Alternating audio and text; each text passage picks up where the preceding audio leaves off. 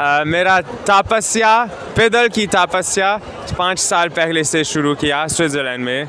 Switzerland से India तक पैदल आया था और इंडिया में भी सब कुछ पैदल करता हूँ। ये मेरा ज़िंदगी की तपस्या साधना है, पैदल पैदल पैदल। स्विट्जरलैंड से पैदल आ गए भारत? हाँ जी, हाँ जी। कितने साल हो गए पैदल चलते हुए? हाँ, 4 साल? 4 साल इंडियन बॉर्डर तक और इंडिया में 1 साल, कुल मिलाकर 5 साल। और घर से इधर तक ये मेरा साधना है, पैसा के बिना, फ़ोन के बिना। ओम भूर्भुवः स्वः तत्सवितुर्वरेण्यं भर्गो देवस्य धीमहि धियो यो न प्रचोदयात्। जय गंगा माँ, जय गंगा माँ, गंगा माँ। नमस्कार दोस्तों, मेरा नाम है गौतम और इस वक्त मैं मौजूद हूँ धर्म नगरी, कुंभ नगरी, आध्यात्मिक नगरी हरिद्वार में। हरिद्वार में आगाज़ हो चुका है विश्व के सबसे बड़े मेले महाकुंभ का और इस महाकुंभ की एक एक चीज़, एक एक आकर्षण का केंद्र मैं आपको लगातार दिखा रहा हूं और आपकी भी सकारात्मक प्रतिक्रियाएं मुझे प्राप्त हो रही हैं। इसी श्रृंखला में आज मैं आपको मिलाऊंगा बैन बाबा से। नाम भी बड़ा अटपटा सा लग रहा होगा, बैन बाबा। बैन बाबा स्विट्ज़रलैंड के हैं, भारत में रहते हैं और भारतीय संस्कृति का, भारतीय परंपराओं का, भारतीय सभ्यता का प्रचार घूम घूम करके करते हैं और इसी को देखते हुए वो कुंभ 2021 में शामिल होने पहुंचे हैं बैन बाबा। तो आइए सीधा ले चलते हैं आपको बैन बाबा के पास। बहुत बहुत स्वागत है बैन आपका, कैसे हैं आप?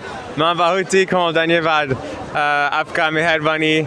सबसे पहला सवाल जो मैं आपसे करना चाहता हूं कि ये जो आपने वस्त्र धारण किए हुए हैं, हाँ। आप आते हैं स्विट्ज़रलैंड से, हाँ। और स्विट्ज़रलैंड एक ऐसा देश माना जाता है जहां दूर दूर से लोग पहुंचते हैं इंजॉयमेंट के लिए, मज़े के लिए, मौज के लिए, मस्ती के लिए। आपको क्या हुआ जो आप ये चोगा पहनकर भारत आ गए और भारत में भी हरिद्वार का कुंभ करने आए हैं? स्विट्ज़रलैंड में सब कुछ है, लोग, सब कुछ, पैसा है, गाड़ी है, बड़ा घर है। और मैं उधर देखा था जब इतना ज़्यादा पैसा है, इतना ज़्यादा खुश नहीं है। कभी खुश है, कभी खुश नहीं, लेकिन मैं इस तरह देख रहा हूँ। खुशी पैसा से बिल्कुल नहीं आ सकता है। पैसा खुशी नहीं खरीद सकते और मैं सोचता हूँ सच खुश अंदर से आता है। इसीलिए मुझे पैसा, ये मेरा शौक़ पैसा नहीं है। जब पैसा है ठीक है, लेकिन ये ज़रूर नहीं है। सबसे ज़रूर ध्यान करना, योगा सीखना अंदर के खुशी के लिए। अंदर की खुशी ज़रूरी है। आपने कहा कि पैसा सब कुछ नहीं है, पैसे से खुशी को ख़रीदा नहीं जा सकता है, लेकिन मैं ये जानना चाहूँगा जब आप स्विट्ज़रलैंड में थे आप क्या करते थे?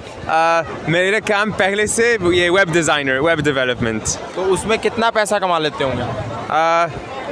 काफ़ी पैसा, बहुत पैसा। जी, घंटे से लगभग $10, कभी और अभी ये पैसा मेरे साथ नहीं है और मेरे साथ कुछ पैसा नहीं। मेरे साथ मेरा घर से अभी धर्मशाला, अभी हिमाचल प्रदेश कांगड़ा है और घर से इधर तक ये मेरा साधना है, पैसा के बिना, फ़ोन के बिना। उधर सब कुछ है हिमाचल प्रदेश में, लेकिन 2 महीनों संन्यास, फुल संन्यास।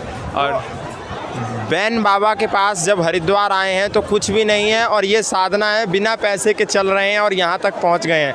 बैन, एक और सवाल मेरा है कि भारतीय संस्कृति की कौन सी चीज़ों ने आपको भारत की तरफ प्रभावित किया, आकर्षित किया? वो कौन सी भारत की चीज़ें थी जो स्विट्ज़रलैंड छोड़ के आप यहाँ आ गए? हाँ जी, सबसे ज़रूर बात आपके पास भारत में सबसे ज़रूर ये योगा कहते हैं। सबसे ज़रूर ध्यान करना, ध्यान, समाधि, मोक्षा और आत्मा शास्त्र। ये आपका सबसे, मैं सोचता हूँ सबसे मूल्यवान बात इंडिया में आत्मा शास्त्र। गौतम बुद्धा और लॉर्ड शिवा और मैं पतंजलि से सीख रहा हूँ और वे सब लोग एक ही बात कहते हैं, अंदर शांति करना और ध्यान करना। I will recite one from Gautam Buddha. It's a mantra for universal love. It's wishing well to everyone. Bhavatu Sava Mangalam. Bhavatu Sabba Mangalam Rakantu Sabba Devata Sabba Dhammanubhavena Sada Soti Bhavantu Te. Have you heard about Gayatri Mantra? Can you recite it? Om Bhurbhuvah Svaha Tatsavitur Varenyam Vargo Divasya Dhimahi Dhiyo Yona Prachodayat. Om Shanti Shanti Shanti Shanti Om. आप अपने बच्चों से भी अगर पूछेंगे कि गायत्री मंत्र सुनाओ तो शायद वो गायत्री मंत्र ना सुना पाएँ, लेकिन सौभाग्य और गौरव की बात यह है कि स्विट्ज़रलैंड से आने वाले एक वेब डिज़ाइनर जो घंटों के डॉलरों कमाते थे वो आज आपको गायत्री मंत्र सुना रहे हैं. When I had a question that what kind of Sadhana you are doing that आप अभी नंगे पैर हैं, पैदल चल रहे हैं, गाड़ी में नहीं बैठ रहे हैं, इसके बारे में थोड़ा बताइए. नंगे पैर क्यों चल रहे हैं और गाड़ी में आपने बैठने से क्यों मना कर दिया? जी मेरा तपस्या, पैदल की तपस्या 5 साल पहले से शुरू किया स्विट्ज़रलैंड में. स्विट्ज़रलैंड से इंडिया तक पैदल आया था और इंडिया में भी सब कुछ पैदल करता हूँ. ये मेरा ज़िंदगी की तपस्या साधना है, पैदल पैदल पैदल, क्योंकि पैदल इतना आराम है. गाड़ी में 10 घंटे चाहिए, पैदल 1 महीनों शायद. एक बात बताइए, स्विट्ज़रलैंड से पैदल आ गए भारत? हाँ जी. कैसे? 18 मुल्क, यूरोप से, बाद में तुर्की, Iran, Armenia, Georgia, Russia, Kazakhstan, Kyrgyzstan, Uzbekistan, China, Pakistan, India. तो कितने साल हो गए पैदल चलते हुए? लेकिन 1 साल इंडिया में और 4 साल इंडिया तक. 4 साल चल चुके हैं. हाँ, 4 साल इंडियन बॉर्डर तक और इंडिया में 1 साल, कुल मिलाकर 5 साल. 5 साल चल चुके हैं. अभी और कितना चलेंगे? बहुत साल. अभी कोई टारगेट फिक्स नहीं है कि इतना चलना है? नहीं, टारगेट इंडिया था और अभी इंडिया में हो. और अभी कौन सा टारगेट? अभी सच टारगेट अंदर है. अभी ध्यान करना है और चलना, पैदल में जाना, ये मेरा ध्यान है. पैदल चलते हैं. मैं तो देख करके और सुन करके हैरान हूँ. स्विट्ज़रलैंड से इंडिया तक पैदल आ गए, अलग अलग देशों से होते हुए. बिना वीज़ा के आए कि वीज़ा के साथ आए? जी, सबसे ज़रूरत, सबसे दिक्कत ये वीज़ा के मुश्किल से वीज़ा के सवाल है. और सब मुल्क अलग है, लेकिन एक मुल्क में अगली मुल्क के वीज़ा बनाता हूँ. और कभी कभी काफ़ी मुश्किल है, कभी कभी कोई वीज़ा नहीं चाहिए. इंडिया में वीज़ा आया था और अभी जब कोरोना है नया वीज़ा वे हमेशा देते हैं हर महीनों. हर मुल्क अलग है, लेकिन कुल मिलाकर मैं कर सकता हूँ, वीज़ा के सवाल भी कर सकता हूँ. तो आप ये बताइए कि 5 साल से लगातार पैदल चल रहे, अब तक गाड़ी में बैठे ही नहीं? जी, गाड़ी के बिना 5 साल पैदल में. हिमाचल से कब चले थे हरिद्वार आने के लिए? 25 दिन चाहिए, 25 days.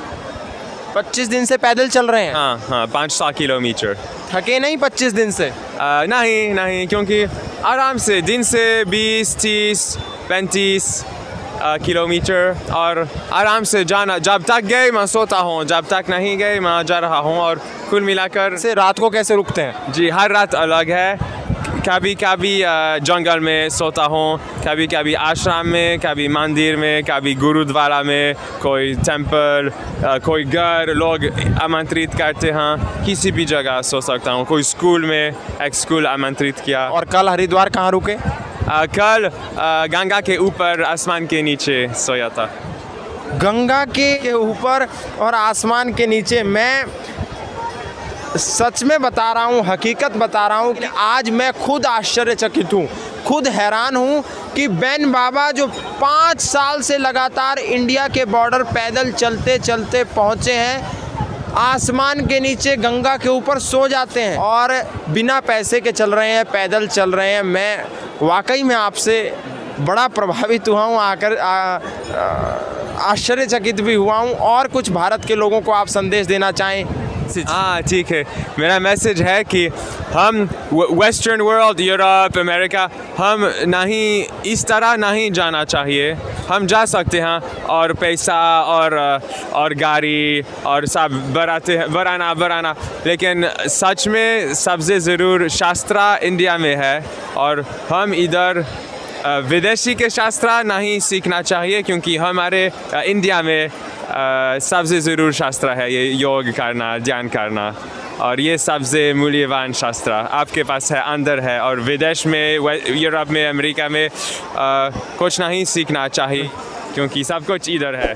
सब कुछ है इधर। हाँ हाँ हाँ, सब कुछ इधर है। देखो कितने खुश नज़र आ रहे हैं और चेहरे पर चेहरा देखिए इनका कि 25 दिन से हिमाचल से चले हैं हरिद्वार आने के लिए, लेकिन चेहरे पर हल्की सी भी मायूसी और रंग उड़ा हुआ नज़र नहीं आ रहा है, हल्की सी भी थकान नहीं है। ये योग और ध्यान की ताकत है जिसको विदेशी तो समझ रहे हैं, लेकिन भारत मूल के लोग नहीं समझ रहे।